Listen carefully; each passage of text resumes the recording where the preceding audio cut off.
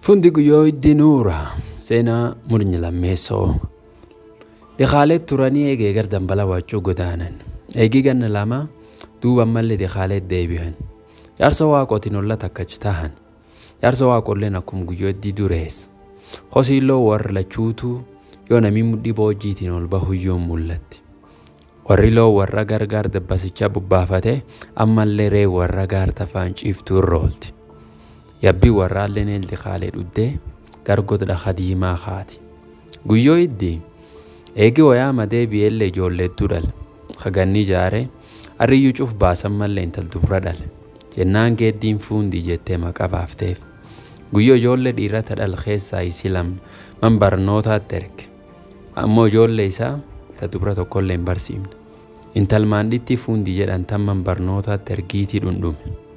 Yaaduma abbaa isii sungul fuundi man barnoota khadii khaale seente. Haga balbal abreessoo artuun baratte. Artii obbaafannaan dharrii toggalte. Balbal sagal guunnaan abbaan fuundi isi fuudhee yaaballoo galche. Fuundiin intala dabdansaa tanam guddaa saalfattu. Isiin gaaf dharriitti barattu guyyaa barnoota baratte guyyaa kaan immoo barnoota injirra lamaa warra khadii khaalee galte duubaa isii hojii gargaarti. Guyyaa garii ree abbaa isiitisiti. Abbaan duub galgalee galchuumaa dhufe. Abbaa dhale. Ijoomee nagaaya. Horii waliin jira. Horiin kunin guyyaatiin tisutu kamuu akkanum quufee garaa baafata. Akkasiin coroortee galayaat laal. Guyyaa diidiitis afaaniin lafa gamti atoo namni arcuumeen faccisellee namirdachaati. Maanta hin chochootu.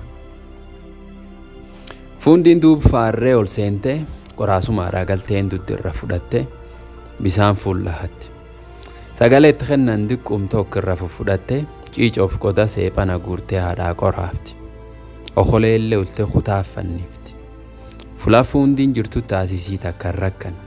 Bisaan boora jarkeenaan haadhaa waraabde alloolee god qiccaallee haadhaa fallaansiti. Ibiddi warra takka jaban dhabne. Fuundiin akkuma maqaa isii fuudhallee qajeeltu isiin dhaaf namaallee midhaagumsaataniin qabdi. Hojjaan isii tamroochoo gaalaati. Mataan isii yuubida seen gurmuu irraan gad jigetti duuba akkasii qilleensii qalleelee jirsaati dhuf taphachiisa. Gammeen haati isii qortee fakku booqe soodda gaangofte gama mul'atti. Gumaan ilisii akka dugalgalaa hagaa roobda irraan seentuu jira. Koolii ilisii duumans marroo tokkatu dhosse marroo dhibii irra saaqatu jira. Mormii isii morm gugguuftoo fakkaata. Haqa jeelee achiin hafin. Intalti guyyoo iddii nuura taatoo geeddiin deetti. Fuundii man barumsa sadarka lammaffaa yaaballoo hamma man barumsa kumaala jaatanii aliitan jedhaniin kan seente. Haaba caada diraatiif waan yaaballoollee sii waan beettiin qabdu gaafas. Aanaan ilmanii owwa dhugan kaan laayyuu qaawaddachaan.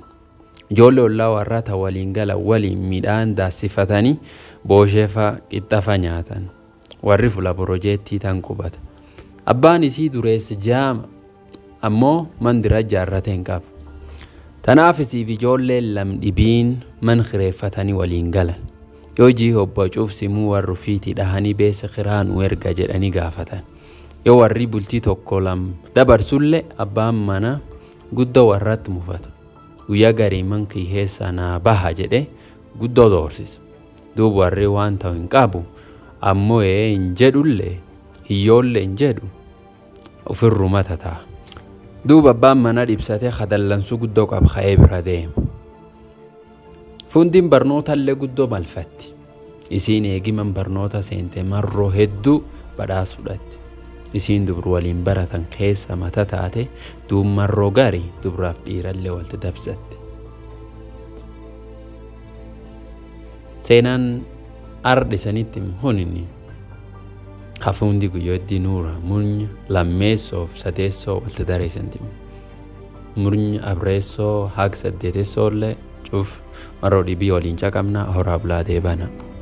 Naga waaqa heessa. I've heard him say before to live just like you're dying, yeah. Wish I could say that's how I am, but I've been lying, yeah. Lying in my bed at night one too many times I'm thinking, what if? My biggest fear is waking up to find what matters is miles away from what I spent my life chasing after. Is my story